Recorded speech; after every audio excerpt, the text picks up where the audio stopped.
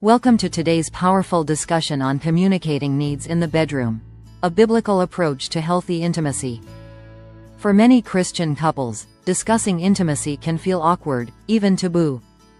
But the Bible is not silent about marital love, passion, and the importance of open communication between husband and wife.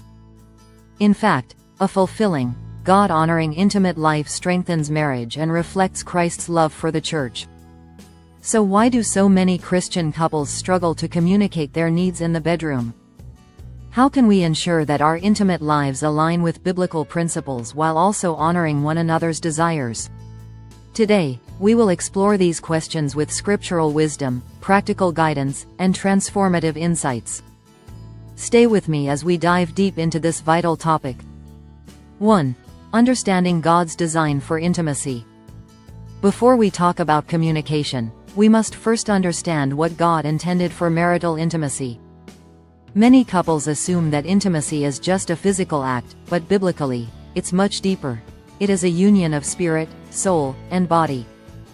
Genesis chapter 2 verse 24 says, "Therefore a man shall leave his father and mother and be joined to his wife, and they shall become one flesh." This passage is not just about physical union. It speaks to emotional connection, vulnerability, and complete oneness. Moreover, Proverbs chapter 5 verse 18-19 encourages married couples to rejoice in their love, stating, "May your fountain be blessed, and may you rejoice in the wife of your youth." This is an invitation to delight in intimacy within marriage. But if God designed intimacy to be a source of joy, why do so many Christian couples struggle to talk about it openly? Let's explore the barriers to communication and how we can overcome them biblically. 2. Barriers to open communication about intimacy. One of the biggest reasons couples struggle to communicate about intimacy is fear and discomfort. Many have been raised in environments where talking about intimacy was frowned upon, leading to shame and avoidance.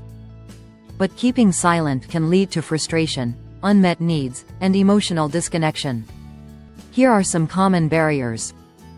1. As a result of cultural and religious conditioning, some people were taught that discussing intimacy is unspiritual or dirty.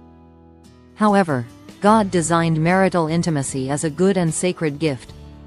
2. Many spouses hesitate to share their needs because they fear being dismissed or misunderstood. 3. Some people struggle to communicate their needs because they have never taken time to reflect on what truly brings them joy within their marriage.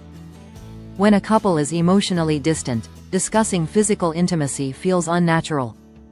In 1 Corinthians chapter 7, 3-5, Paul instructs husbands and wives not to withhold intimacy from each other, emphasizing mutual care and responsibility.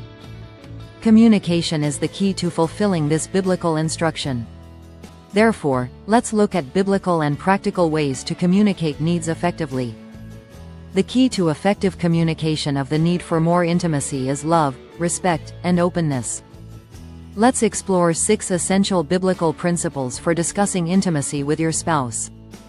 1. Speak in love, not criticism. Ephesians chapter 4 verse 15. Instead of saying, "You never initiate intimacy," try and say, "I love when you show affection, and I would love to feel closer to you." The best way is to avoid blaming your spouse. Use words that affirm and express appreciation. 2. Create a safe environment. Proverbs chapter 15 verse 1. Proverbs chapter 15 verse 1 reminds us, "A gentle answer turns away wrath, but a harsh word stirs up anger." If you are harsh in the way you present your need for more intimacy, you may ignorantly ruin the conversation. Choose a calm, prayerful moment to talk and communicate your need in a loving manner. Just like a sharpened tool makes work easier, wisdom helps make the right decisions, avoid unnecessary struggles, and achieve success with less effort. The way you present your need in the bedroom matters. Wisdom is profitable to direct. Ecclesiastes chapter 10 verse 10. 3. Use "I" statements instead of "you" statements. Instead of saying, "You don't care about my needs," say, "I feel loved when we spend intimate time together." This removes blame and fosters constructive dialogue. 4. Be attentive to your spouse's needs. Philippians chapter 2 verse 4. Paul teaches, Do not merely look out for your own personal interests, but also for the interests of others. True intimacy is about mutual satisfaction, not selfishness. 5. Pray together about intimacy. Many couples pray about finances, parenting, and health but shy away from praying about their physical relationship. Inviting God into this area brings healing and unity. 6. Seek godly wisdom. Song of Solomon. The Song of Solomon beautifully depicts romantic love and the importance of mutual expression. Read it together and discuss what God's Word reveals about intimacy in marriage. If you and your spouse have struggled to communicate about intimacy, know that healing and restoration are possible. Here are 3 steps to rekindling communication. 1. Schedule regular check-ins.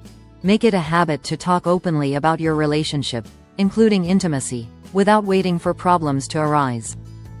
2. Forgive past hurts. If previous conversations have led to pain or misunderstanding, take time to seek forgiveness and healing. 3. Commit to growth. Learning to communicate about intimacy is a journey.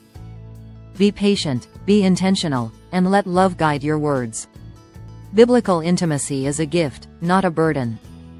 When approached with love, respect, and open communication, it strengthens marriages and glorifies God. If you've been blessed by this teaching, don't forget to like, subscribe, and share this video from Devay Hearts channel with others who need biblical wisdom in their marriages. Take time today to sit down with your spouse and have an open, loving conversation about your intimate life.